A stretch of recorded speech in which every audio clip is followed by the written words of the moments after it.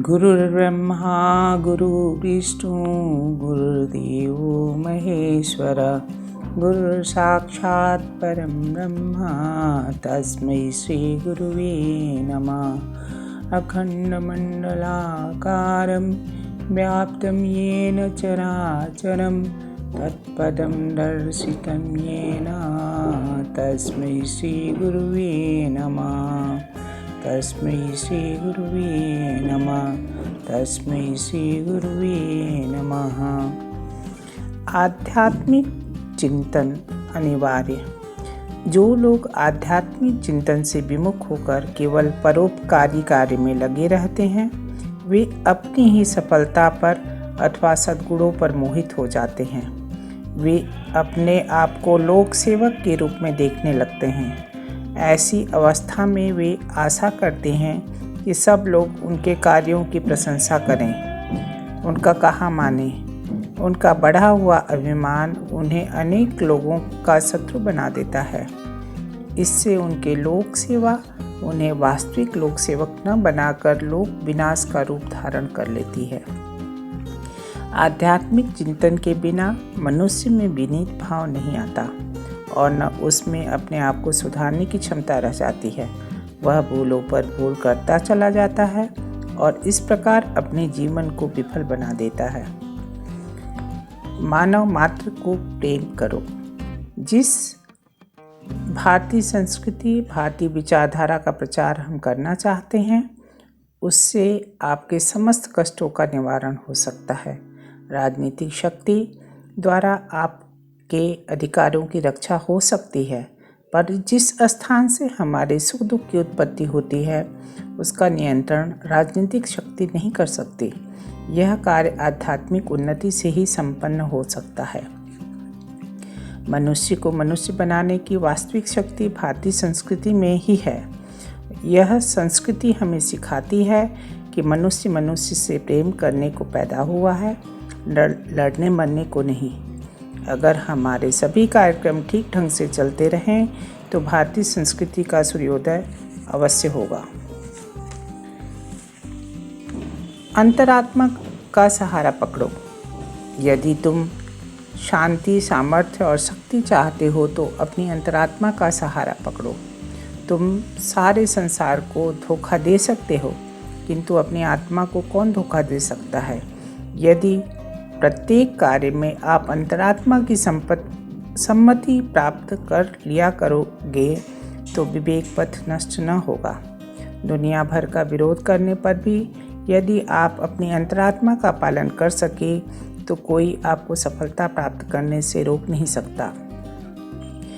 जब कोई मनुष्य अपने आप को अद्वितीय व्यक्ति समझने लगता है और अपने आप को चरित्र में सबसे श्रेष्ठ मानने लगता है, तब उसका आध्यात्मिक पतन होता है। जीवन को यज्ञमय बनाओ। मन में सबके लिए सद्भावनाएं रखना, संयमपूर्ण सच्चरित्रता के साथ समय व्यतीत करना, दूसरों की भलाई बन सके उसके लिए प्रयत्नशील रहना, वाणी को केवल सत्प्रयोजनों के लिए ही बोलना, न्यायपूर्ण कमाई पर ही गुजारा करना, भगवान का स्मरण करते रहना, अपने कर्तव्य पथ पर आरूढ़ रहना, अनुकूल प्रतिकूल परिस्थितियों में विचलित न होना, यही नियम है जिनका पालन करने से जीवन यज्ञमय बन जाता है।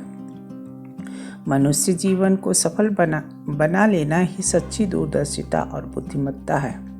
जब तक हम में अहंकार की भावना रहेगी, तब तक त्याग की भावना का उदय होना कठिन है। हंसते रहो, मुस्कुराते रहो, उठो, जागो, रुको मत, जब तक कि लक्ष्य न प्राप्त हो जाए। कोई दूसरा हमारे प्रति बुराई करे या निंदा करे, उद्योगजनक बात कहे या उसको सहन करने और उसे उत्तर न देने से पैर आगे नहीं बढ़ता। अपने ही मन में कह लेना चाहिए कि इसका सबसे अच्छा उत्तर है मौन।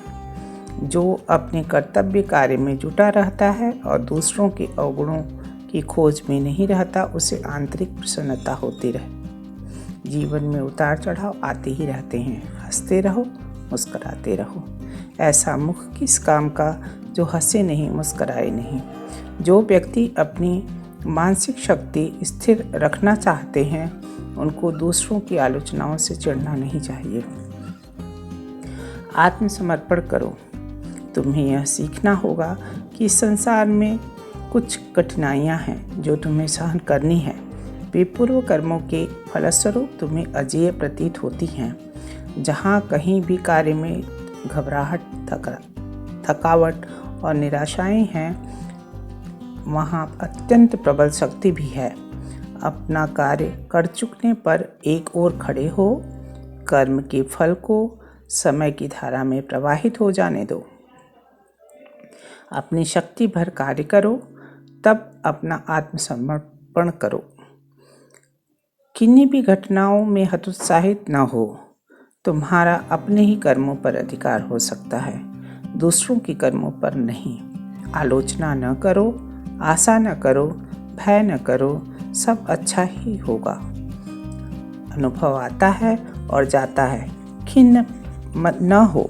तुम दृढ़ भित्ति के पर खड़े हुए हो। मार्गदर्शन के लिए अपनी ही ओर देखो। साक्षात्कार संपन्न मनुष्य न तो दूसरों को दोष लगाता है और न अपने को अधिक शक्तिमान वस्तुओं से आच्छादित होने के कारण वह स्थितियों की अवहेलना करता है। अहंकार से उतना ही सावधान रहो जितना एक पागल कुत्ते से। जैसे तुम विष या बिस्तर सर्प को नहीं छूते, उसी प्रकार सिद्धियों से अलग रहो और उन लोगों से भी जो इनका प्रतिवाद करते हैं।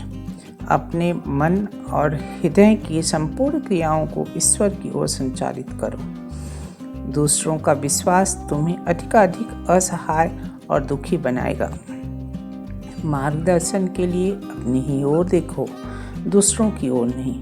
तुम्हारी सत्यता तुम्हें दृढ़ बनाएगी, तुम्हारी दृढ़ता तुम्हें लक्ष्य तक ले जाएगी। अपने आप की समालोचना करो। जो कुछ हो होने दो। तुम्हारे बारे में जो कहा जाए उसे कहने दो। तुम्हें ये सब बातें मृत्युष्ठा के जल के समान असार लगनी चाहिए। यदि तुमने संसार का सच्चा त्याग किया है तो इन बातों से तुम्हें कष्ट कैसे पहुंच सकता है। अपने आप को समालोचना में कुछ भी कसर मत रखना, तभी वास्तविक उन्नति होगी। प्रत्येक क्षण और अवसर का लाभ उठाओ। मार्ग लंबा है, समय वेग से निकला चला जा रहा है। अपने संपूर्ण आत्मबल के साथ कार्य में लग जाओ, लक्ष्य तक पहुंचोगे।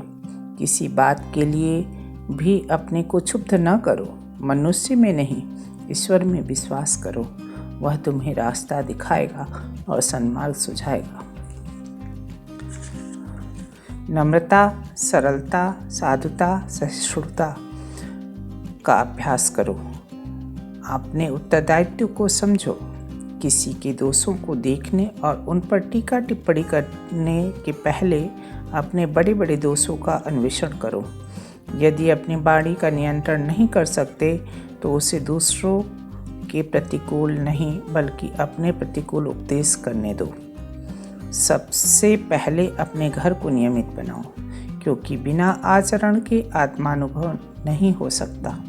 नम्रता, सरलता, साधुता, सहिष्णुता, ये सब आत्मानुभव के प्रधान अंग हैं। दूसरे तुम्हारे साथ क्या करते हैं इसकी चिंता न करो, आत्मोन्नति में तत्पर रहो।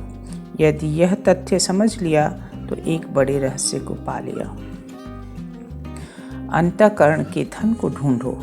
तुम्हें अपने मन को सदा कार्य में लगाए रखना होगा, इसे बेकार न रहने दो। जीवन को गंभीरता के साथ बिताओ। तुम्हारे सामने आत्मोन्नति का महान कार्य है और पास में समय थोड़ा है।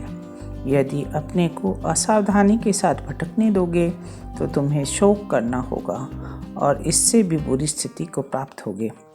धैर्य और आशा रखो तो शीघ्र ही जीवन की समस्त स्थिति का सामना करने की योग्यता तुम में आ जाएगी। अपने बल पर खड़े हो। यदि आवश्यक हो तो समस्त संसार को चुनौती दे दो। परिणाम में तुम्हारी हानि नहीं हो सकती। तुम केवल सबसे महान से संतुष्ट रहो। दूसरे भौतिक धन की खोज करते हैं और तुम अंतःकरण के धन को ढूंढो।